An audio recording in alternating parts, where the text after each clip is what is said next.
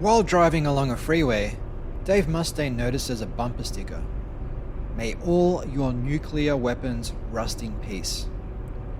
Like the pamphlet he picked up on that bus all those years ago, Mustaine borrows Rust in Peace for the title of Megadeth's fourth album, which, like the bumper sticker, had strong political undertones. Songs like Dawn Patrol, Take No Prisoners, and Holy Wars delving into environmental degeneration, prisoners of war, and religion, respectively. And while Mustaine considers himself non-partisan and generally distrustful of politicians, he likes to speak his mind about political matters. Rust in Peace, released on 24 September 1990, would become Megadeth's high watermark, critically anyway, and the first with what would go on to be considered by Mega fans worldwide the ultimate Megadeth lineup of Dave Mustaine, Dave Ellefson, Marty Friedman, and Nick Manzo. The one fans think of when they picture the band.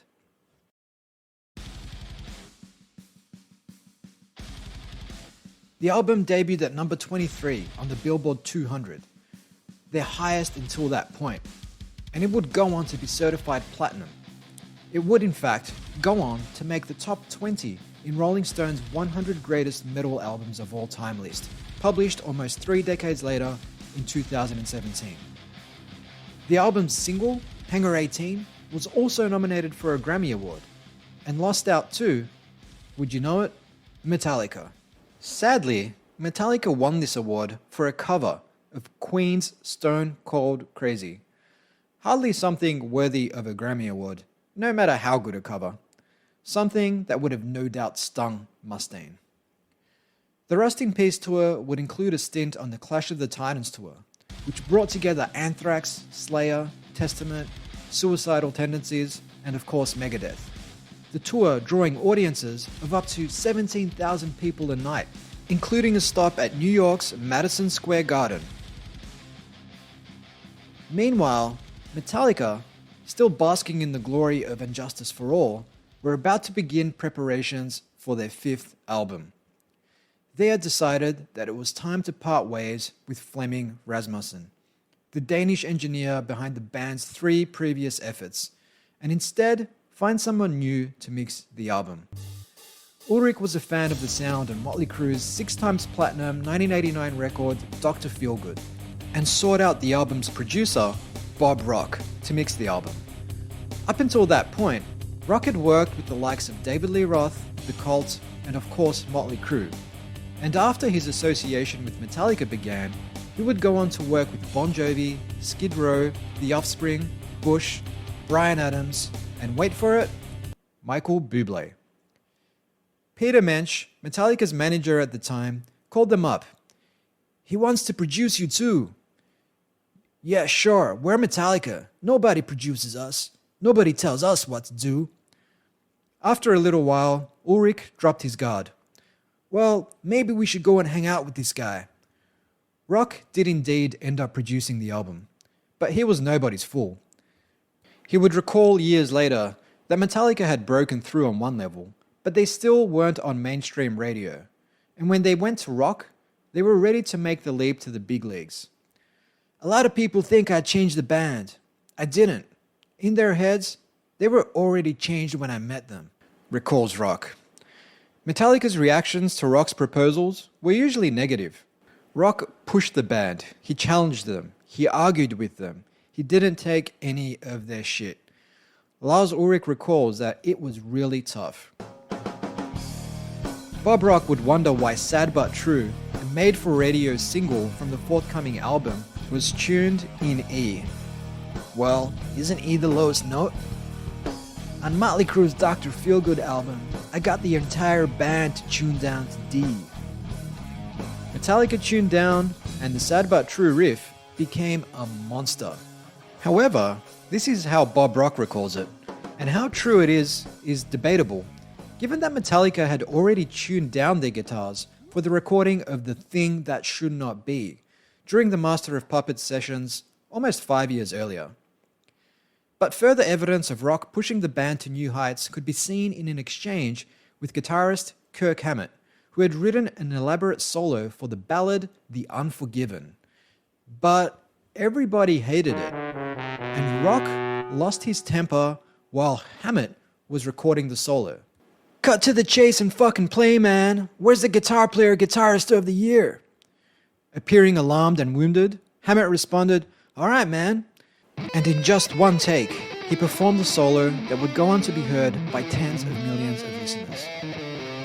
And while Megadeth might have headlined Madison Square Garden on the Clash of the Titans tour, Metallica held a listening party at the arena to launch the album.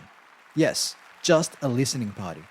10,000 people turned up, including members of that summer's other big band, Nirvana. Metallica's self-titled album, also known as the Black Album, would go on to be the band's most commercially successful release.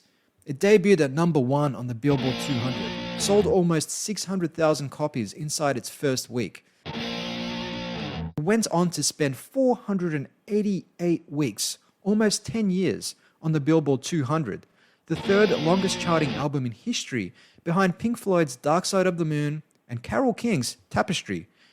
It won a Grammy Award for the Best Metal Performance and sold over 31 million albums over the next 3 decades. And upon winning the award, Lars Ulrich had this to say. Let's see, I think the first thing we got to do is, obviously, like you guys were expecting, is we got to thank Jethro Tull for not putting out an album this year, right? And also, obviously, we got to thank the Academy for giving Jethro Tull the award in 1989. Read between the lines, know what I mean? But despite this commercial success, breaking the band and exposing them to a newer, larger audience, the band's hardcore fans couldn't help but cry, "Sellouts!" given the more accessible direction that Metallica had taken with their music. Sure, it was still metal, but it was not thrash metal. It was kind of like a commercial, made-for-radio type of metal.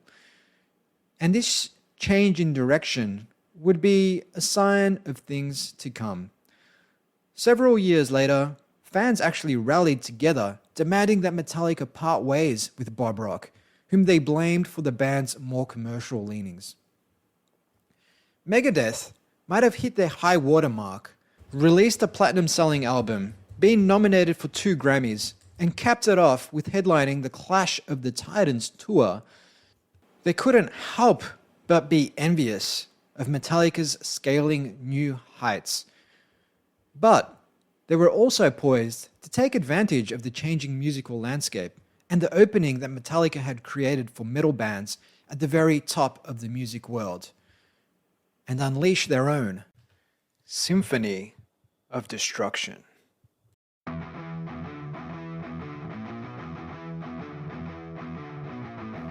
I hope you enjoyed this episode of Battle of the Bands. If you enjoyed it, please like, share, or subscribe wherever you listen to it. The music you heard in this episode was not actually Metallica or Motley Crue, but Creative Commons licenses, covers that I dug up on YouTube of bands performing songs from these artists, as well as stock music from Envato. To license the actual music would be well beyond the budget of this podcast. To access all of the sources for this podcast, including the books, head over to nofilter.media/battle. Without these amazing books, this podcast would just not be possible. Until next time, cue those house lights.